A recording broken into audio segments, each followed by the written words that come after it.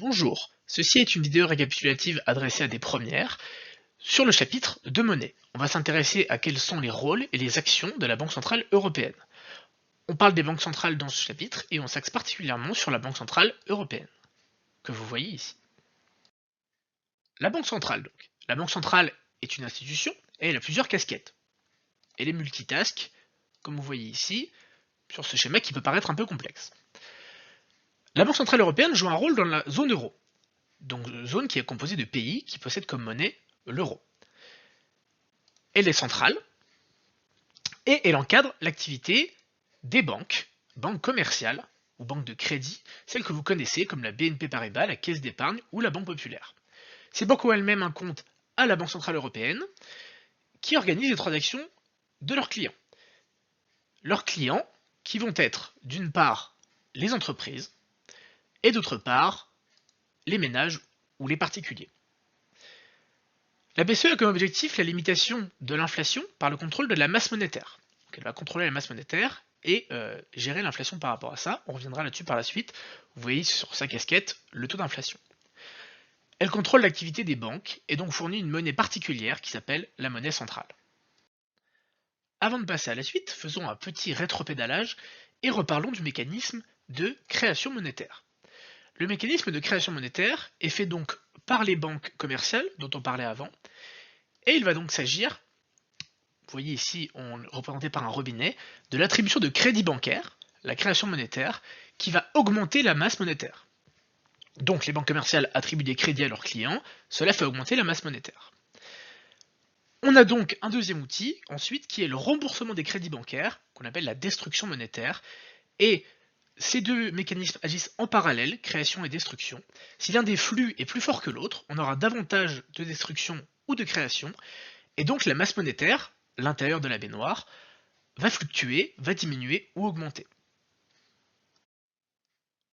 Passons donc à l'impact sur l'économie d'une augmentation ou d'une diminution de la masse monétaire.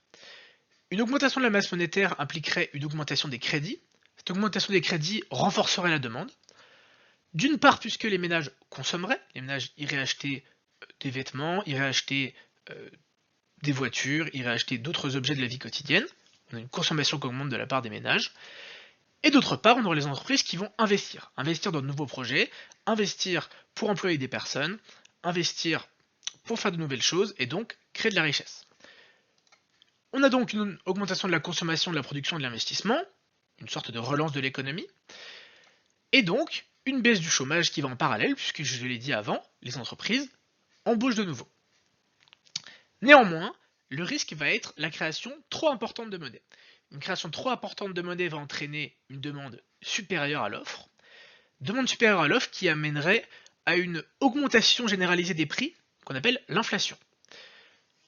L'inflation implique que la monnaie perd de la valeur.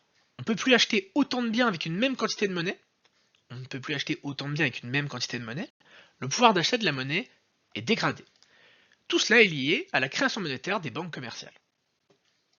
Afin de limiter cet effet pervers, il existe des mécanismes de régulation utilisés par la Banque centrale. L'objectif est le contrôle de la masse monétaire. Les banques commerciales ont besoin d'un stock particulier de monnaie fourni uniquement par la Banque centrale, qui est la monnaie centrale. Donc la limitation de l'accès à cette monnaie va limiter leur activité et limiter leur action de crédit envers leurs clients. Les banques centrales vont limiter l'accès à la monnaie centrale, ce qui va limiter l'activité des banques commerciales de crédit. La limitation de ces crédits entraîne moins de monnaie et donc moins d'inflation. Afin de mener à bien cette activité de régulation, la Banque centrale dispose de différents outils. Tout d'abord, la Banque centrale va gérer des réserves obligatoires. Elle va imposer un taux de réserve minimal aux banques à la Banque centrale. Cela va lui permettre de réguler l'activité des banques. Deuxièmement, elle a une activité traditionnelle de prêt aux banques commerciales et elle va lui imposer un taux pour ses prêts qui s'appelle le taux directeur ou les taux directeurs. Il peut y en avoir plusieurs. L'augmentation de ce taux va donc limiter l'activité des banques et limiter l'augmentation de la masse monétaire.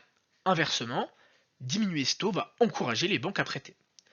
Il existe un troisième outil un peu particulier qui s'appelle le quantitative easing. Cet outil est un outil qu'on appelle non conventionnel, puisque la Banque centrale va elle-même créer de la monnaie en achetant de la dette publique ou en achetant de la dette privée à l'aide d'obligations publiques ou d'obligations privées. On verra ceci dans le prochain chapitre un peu plus en profondeur. On appelle ce type d'activité la politique monétaire. La politique monétaire peut se définir comme l'ensemble des moyens mis en œuvre par un État ou une autorité, ici la BCE, pour agir sur l'activité économique par la régulation de sa monnaie. D'un côté, si on veut une relance de l'économie, on veut encourager les échanges commerciaux et la transmission de monnaie, on mène une politique expansionniste, on va augmenter la quantité de monnaie.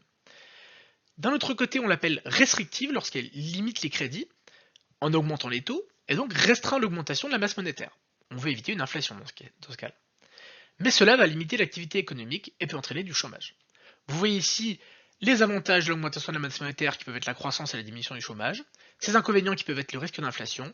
D'un autre côté, une diminution de la masse monétaire peut permettre une inflation maîtrisée, mais va avoir comme inconvénient une diminution de la production et du chômage. Merci de votre attention.